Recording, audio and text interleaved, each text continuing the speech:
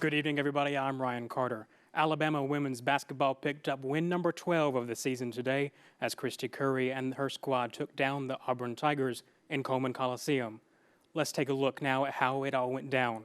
In the first quarter, Megan Abrams finds Jasmine Walker in the corner for the three. Still in the first quarter, Hannah Brewer swings it to Jordan Lewis, who buries a three. Lewis had an impressive 19 points, 8 rebounds, and 8 assists.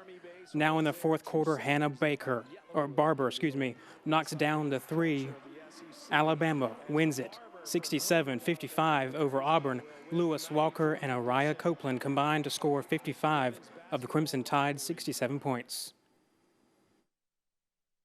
I just want to say how proud I am of our team today because, we had some adversity. They'd make a run, but we would step up and show a lot of poise and a lot of toughness with our decision making. I'm really proud of this young lady to my right. Just an incredible effort, leadership, communication, and near triple-double with, 8 rebounds, 8 assists, only 3 turnovers against one of the best teams in the country defensively. And yesterday, the Alabama men hosted Mississippi State and picked up an 81-73 victory as 5 Crimson Tide players reached double-figure scoring. Bama was led by Herbert Jones with 17 points. Freshman Joshua Primo added 16 points while knocking down 4 of his 5 three-point attempts. This is win number 9 in a row for the Tide as they improved to 13-3 overall and 8-0 in conference play. Nate Oates and his crew will welcome Kentucky to Coleman Coliseum on Tuesday night at 6 p.m. According to Yahoo Sports reporter Pete Thamel, North Carolina's Robert Gillespie has been targeted to be the next running backs coach for Alabama. Gillespie, who has a former Florida Gator running back from 1998 to 2001, has spent the last 15 years coaching the position at a Power 5 level. He has spent the last 3 seasons at North Carolina, and this past year he coached the duo of Michael Carter and Javonte Williams, who each rushed for over 1,000 yards.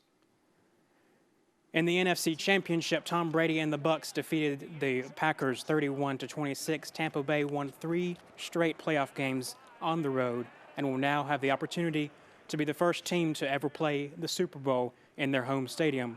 And Tom Brady remains the greatest of all time. In UFC, Dustin Poirier stunned Conor McGregor and the world with a second-round knockout last night. McGregor, who was the favorite going into the match, flashed his trademark speed and power, but eventually Poirier took control and with a series of punches dropped the Irish superstar to his knees and scored the knockout at the 2:32 mark in round 2. The AHSAA Wrestling State Championships took place this weekend, and so did the first ever girls state wrestling tournament. Rhea Elizabeth Carpenter of Tuscaloosa County finished the second place in her division. She's a sophomore and the only girl in the team at Tuscaloosa County. Congratulations, Rhea. Well, we're in the heat of basketball season, and as I told you earlier, the Alabama men are off to a great start. The team feeds off the crowd energy inside Coleman Coliseum. That energy is fueled by the student section. And for an inside look at Alabama's student section, our Matthew Travis spoke with the Crimson Chaos president, Luke Ratliff. If you've watched an Alabama basketball game over the past couple of seasons, chances are you've seen Luke Ratliff. He's an Alabama student and hoops aficionado, but his most recognizable role is being the leader of Alabama basketball student section, the Crimson Chaos. This year has been different, not only for Fluffopotamus, as he is known on Twitter, but for Alabama as a whole. Because of COVID-19, the number of fans at home games this season is limited, making the atmosphere in Coleman Coliseum. And congratulations to Colin Sexton for surpassing the 3,000 career point mark. He had 13 points tonight, however, the Cavs lost to the Celtics. That's it for sports. I'm Ryan Carter. We'll be right back after this.